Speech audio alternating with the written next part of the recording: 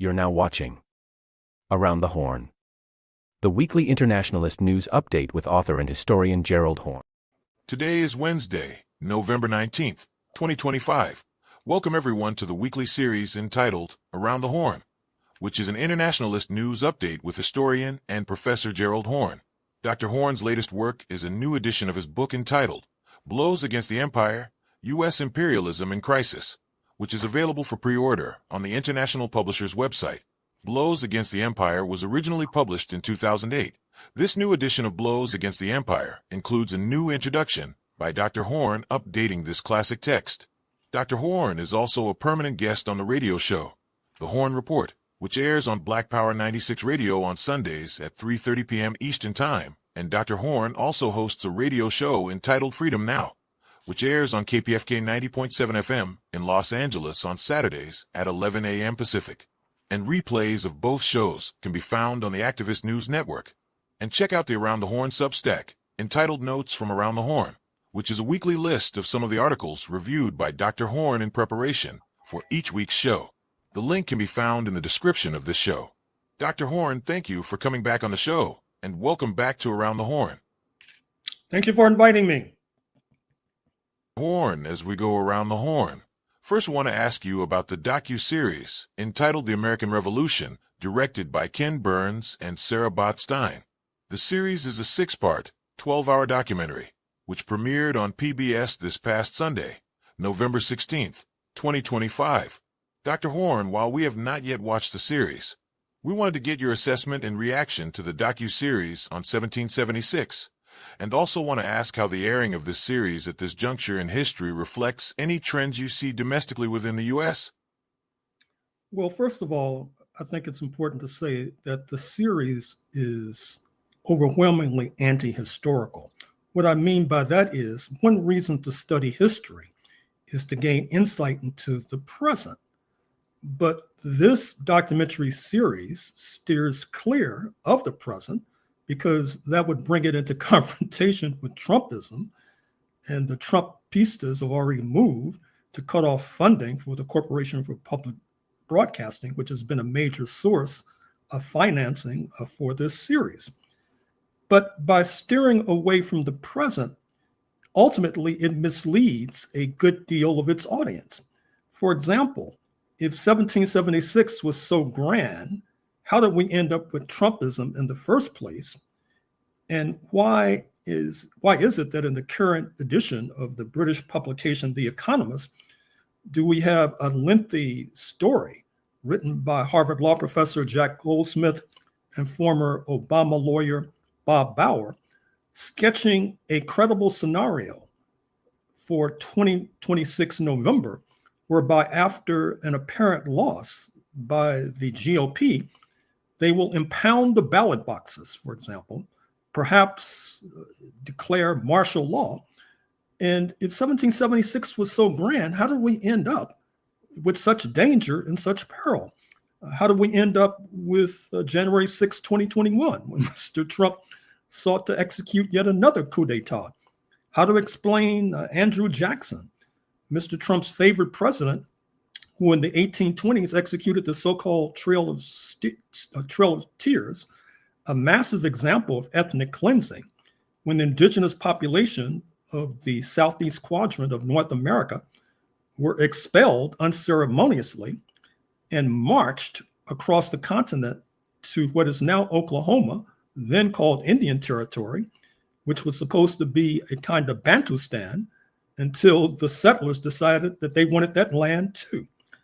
How to explain Roger Taney, the Chief Justice in the 1850s, who was responsible for the infamous and notorious Dred Scott decision, who suggested that Black people could not be citizens of the United States of America. And so there's this yawning and enormous gap between the hero making of this 1776 documentary and the ugliness that followed 1776. It's almost as if there's no connection between the two. And like most liberals, these documentary filmmakers create a mythology in the sense that 1776 in the first instance was about 13 colonies strung alongst the Atlantic seaboard, roughly from Boston to Savannah. But how did the United States of America today arrive at a point where it stretches not only from the Atlantic to the Pacific, but out into the Pacific, snatching Hawaii in the 1890s and then incorporating it as a state in 1959? That is to say, history is submitted to a massive disservice in this so-called historical series. Now, of course, if you squint and subject this series to strict scrutiny, you can come away with certain prevailing inferences. For example, African Americans were the group most likely to vote against Trump in 2020 and 2024, and they were the group most likely to oppose George Washington in 1776. But of course, the liberals have to rely very heavily upon the Black vote and Black support because there's an implicit awareness that the settler descendants usually steer to the right and they cannot be relied upon. But in order to corral this Black vote, basically you have to throw dust in the eyes of the Black audience, which is what this series does.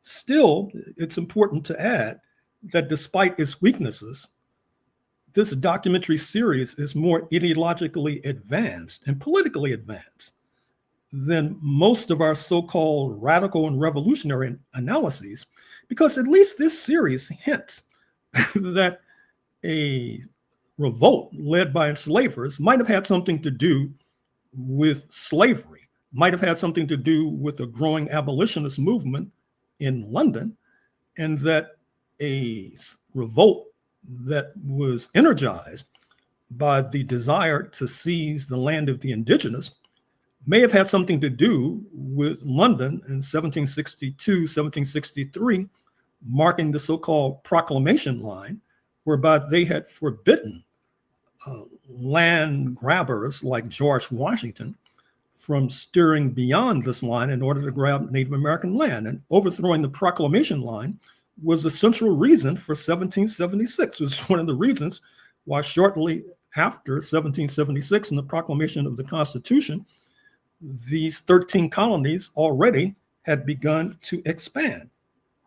However, our friends on the left, oftentimes, they see it as heretical to raise the question of slavery and indigenous dispossession in explaining the revolt, which is rather curious because supposedly they're materialists. They're looking for material reasons for causation and for reality.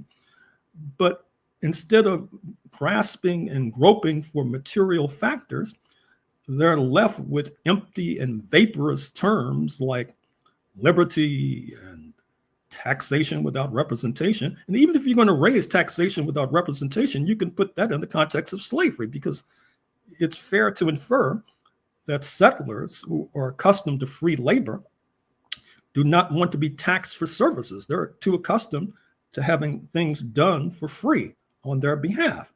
A few weeks ago, I raised the question of the newly published book by the apologist for 1776, Joseph Ellis, the book entitled The Great Contradiction being what I just talked about. How could these men who supposedly walked on water continue as enslavers and continue grabbing Native American land? Once again, what this suggests is that some of the liberals are to the left of those who style themselves as revolutionary.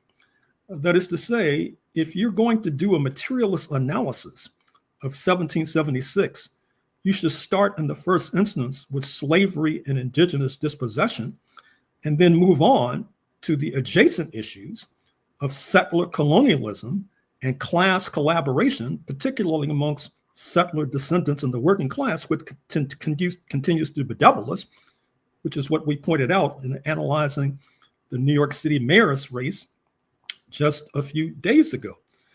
Perhaps the only thing that's shocking in the final analysis about this Ken Burns-Botstein documentary series is that there haven't been more protests. I expected protests at PBS affiliates, KQED in San Francisco, WETA in Washington, D.C., WNET in New York City.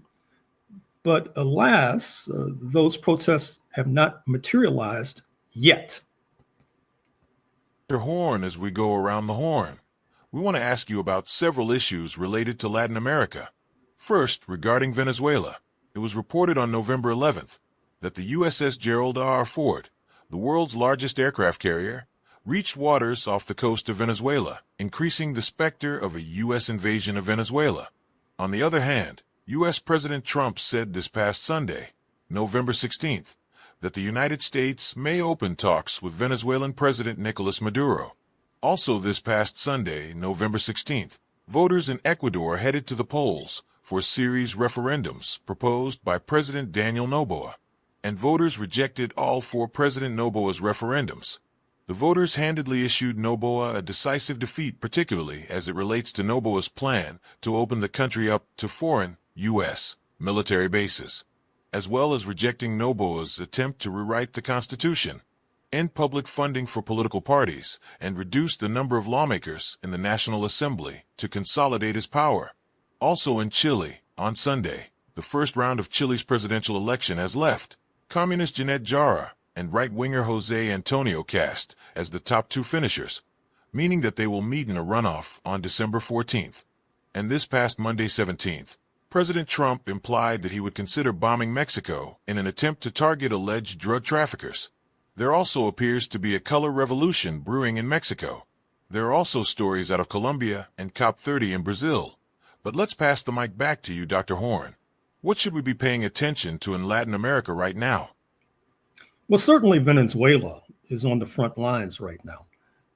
The New York Times reported today that a covert action is underway in Caracas designed to dislodge Mr. Maduro from power. But this may be part of disinformation. This may be part of the art of the bluff, which I think Mr. Trump is more attuned to nowadays instead of the art of the deal, particularly in light of the fact that his base has been heavily criticizing him because of his penchant and proclivity to get involved in the internal affairs of other nations. Witness the bombing of Iran just a few months ago in collaboration with Zionist Israel. And so he may be trying to engage in a massive head fake against the Venezuelans, but he may be in over his head, because keep in mind that Venezuela is no pushover. It's larger than Ukraine. It's larger than Texas. It has 30 million strong population. It has millions in a militia. It's festooned with jungles and desert. It's a very difficult terrain for an invader to operate on. It also enjoys the support of Cuban intelligence. It enjoys Russian arms and enjoys Chinese financing. It enjoys Iranian engineers who have been keeping the petroleum industry intact despite sabotage by US-backed forces. And that brings us to neighboring Colombia, which is obviously in the bad books of US imperialism. Recall that when President Petro was in New York a few weeks ago, he called upon US soldiers to disobey orders with regard to invading Venezuela. Recall that even the British, a usual lapdog for US imperialism, there have been stories in the press, yet to be independently confirmed, that Britain has cut off intelligence cooperation with the United States after these criminal bombings of fishermen in the Caribbean Sea. Not only that, but Colombia still contains armed formations who would be, I'm sure, elated to join in a righteous fight against invaders from north of the Caribbean Sea, meaning the United States of America. And as a final note on Colombia, I should mention that Colombia has been increasingly strident in its denunciation of Israel, along with South Africa as part of the so-called Hague Group, which has taken the vanguard role with regard to confronting the Zionist entity. With regard to Chile, there is a historical lesson there, because many of us recall what happened on September 11th, 1973, when a US-backed coup in Chile led to a fascist dictatorship under Augusto Pinochet that lasted for decades. And the communist boogeyman was an ostensible reason for this coup. But yet, in this past Sunday's election, the communists got more votes than any other candidate, although we'll see what happens with regard to this runoff. And with regard to COP30, there also is a story there. I'm speaking of the forum taking place at the mouth of the Amazon River Valley, dealing with climate heating and overheating. COP30, in the final analysis, may be a kind of paradigm for where the planet is going. That is to say, it's being boycotted by US imperialism. But the good news is that means that operations are going much more smoothly than they would if the obstructionists from Washington were present. You may get another glimpse of this tendency with the Group of 20 meeting unfolding shortly in South Africa, where once again, US imperialism is boycotting. But that also suggests that rules of the road can be established by the sane global majority that ultimately US imperialism will have to bow towards. And this latter story with regard to Mexico is quite troubling in light of the fact that the two most populous states in the United States of America, speaking of Texas and California, used to be part of northern Mexico before the ill-advised US invasion of that neighbor to the south in the mid-19th century. I think that also lurking not far from the surface with regard to this loose talk about bombing Mexico is nervous apprehension about Mexico's ever closer relationship to the People's Republic of China, particularly economically and financially, and what that may portend for US imperialism. And the opportunists of all opportunists, speaking of President Macron of France, was just in Mexico City a few days ago, supposedly bolstering the regime, but he's so two-faced that you never know. But certainly I would hope that at least his visit occupies attention in the State Department that otherwise could be allocated to drawing up war plans with the War Department across the river in Virginia. Dr. Horne, as we go around the horn, we want to ask you about news out of South Africa.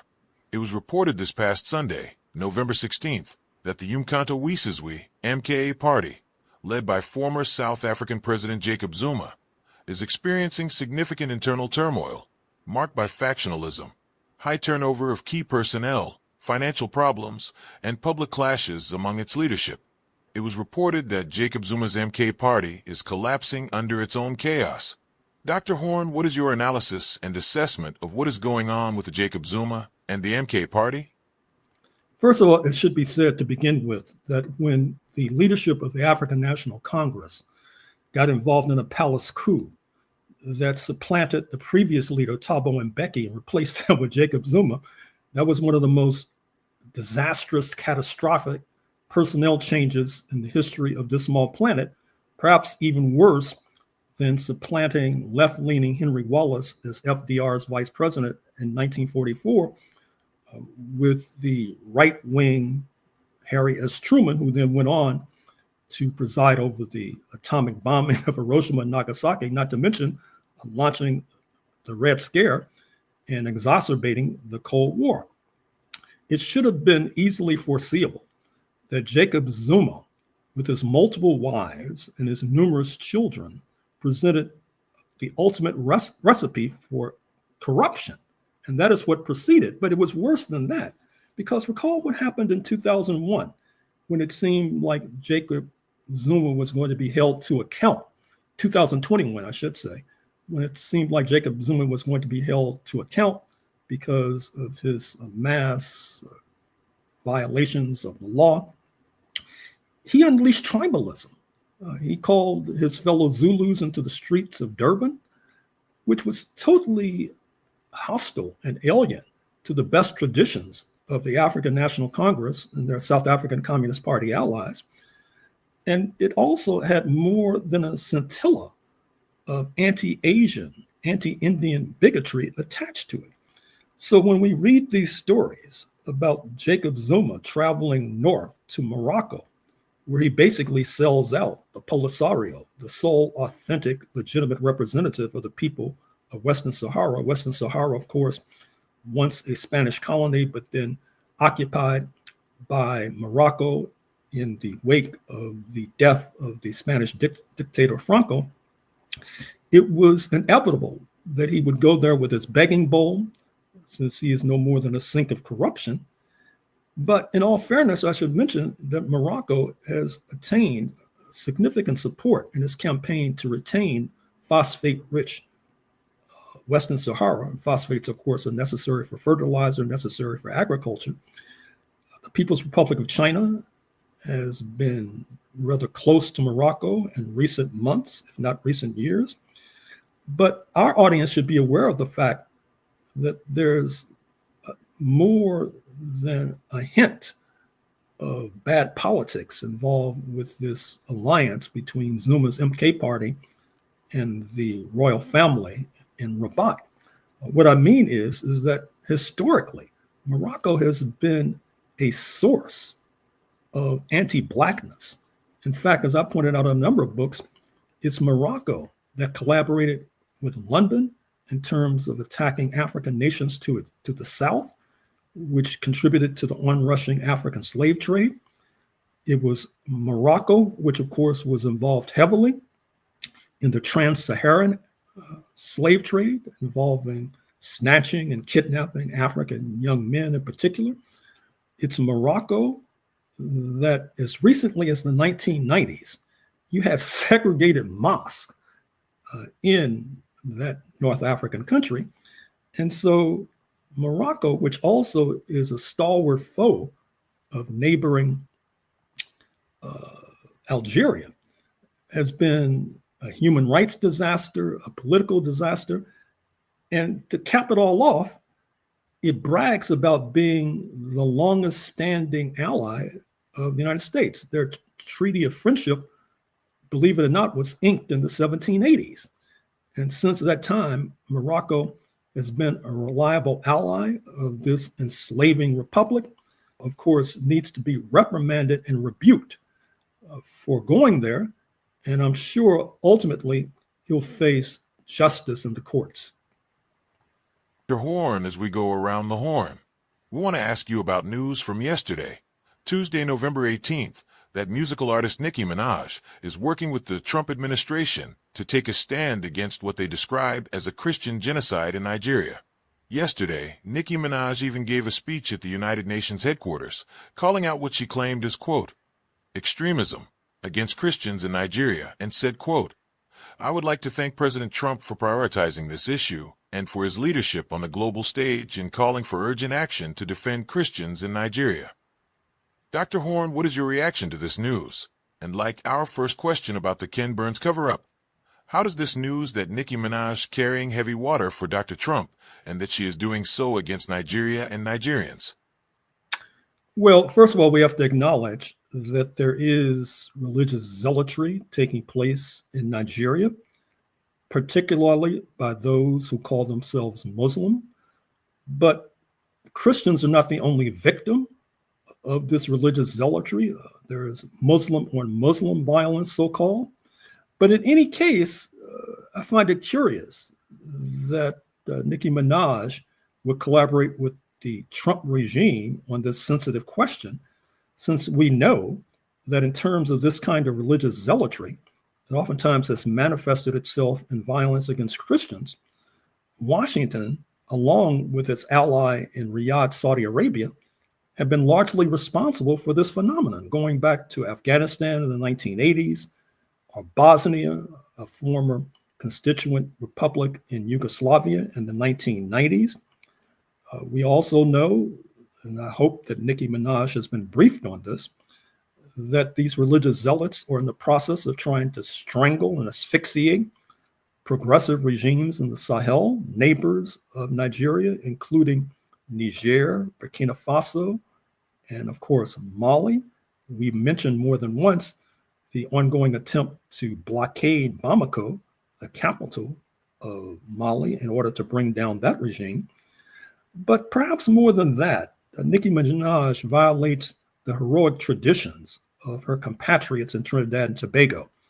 I'm speaking of Henry Sylvester Williams, a pioneer in the Pan-Africanist movement, who actually at the turn of the 20th century made it all the way to Abyssinia, Ethiopia, in order to enlist that African nation in the Pan-Africanist cause. I'm thinking, of course, of Claudia Jones, who was a U.S. communist born in Trinidad and Tobago, ultimately deported from this country, where she wound up in London and began to lead struggles in the Black British community. I'm speaking of Eric Williams, the author of the iconic text, Capitalism and Slavery, which continues to repay attention. Of course, we're speaking of C.L.R. James and his really profound book on the Haitian Revolution, The Black Jacobins. This audience is more familiar than most with the man once known as Stokely Carmichael, Kwame Ture, his contributions to the Black Power movement. And of course, there's Michael X, who was hung in Trinidad and Tobago in 1975. And so what concerns me more than this propaganda that she's spewing is that there will be knock-on effects in Trinidad and Tobago, where relations between those of African descent and those of South Asian descent, many of whom are Muslims, has been not necessarily ideal. We could say the same thing about Guyana, for example, the only predominantly English-speaking country in South America. And so it would not surprise me at all if Nicki Minaj has stumbled into a catastrophe that could harm her career, particularly a boycott of her music. Dr. Horne, as we go around the horn, we want to ask you about news from yesterday, Tuesday, November 18th, about President Trump rolling out the red carpet to Saudi Crown Prince Mohammed bin Salman MBS, who met with President Trump at the White House. Among the topics discussed between Trump and MBS were agreements on defense, intelligence sharing, AI, nuclear energy, and trade. The White House announced two major deal signings: an agreement in principle for the U.S. to help Saudi Arabia develop a civilian nuclear energy program, and a major defense sale package that includes the expected approval for the Saudis to purchase F-35s. The de facto Saudi ruler also promised to invest a cool $1 trillion in the U.S., upping the $600 billion commitment he made when Trump visited Saudi Arabia earlier this year. MBS also expressed his interest in joining Trump's Abraham Accords scheme, but reiterated that he would not normalize relations with Israel absent a, quote, clear path to a two-state solution. That is a massive concession to Israel, since the Arab position on normalization used to be Palestinian statehood, full stop, and now all he's demanding is a meaningless, clear path to statehood. Dr. Horne, what is your reaction and analysis to MBS's visit to the White House? Well, this supposed $1 trillion that the Saudis are going to invest, he was very vague about the timeline. Will that be over the next century, over the next 2 or 3 centuries, for example? The impression was left that it'll happen before Mr. Trump's term expires in 2029, I believe it is. But one of the most disturbing aspects of this unfortunate visit was the fact that Jeff Bezos, the owner of the Washington Post, sat at the dinner table with MBS, even though MBS, according to the U.S. Central Intelligence Agency, was complicit in the execution of a Washington Post journalist, speaking of Jamal Khashoggi, and that in fact, he was chopped up like he was a Thanksgiving turkey and probably deposited in some sort of garbage dump. But not only that, that's obviously a chilling message to other Washington Post journalists who should not necessarily expect support from management if they get into hot water with a foreign regime. But the Saudis allegedly were responsible for releasing on the internet pictures of Jeff Bezos's private parts. And so obviously Jeff Bezos has no shame, which I guess we already knew in the first instance. But also disturbing is the fact that he apparently was able to convince Mr. Trump to get involved in this conflict in Sudan, which we've talked about repeatedly. We've talked about the role of the United Arab Emirates, a neighbor of the Saudis in financing and arming a faction in this conflict. And this is disturbing because Mr. Trump, although he styles himself as a firefighter, he's actually an arsonist. So if you don't think the situation in Sudan can get worse, stay tuned.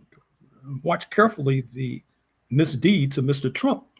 And I should also add that it might be a kind of cudgel that the Saudis can use against their rival, the United Arab Emirates, because it would not surprise me at all if they want to steal a march against Abu Dhabi, for example.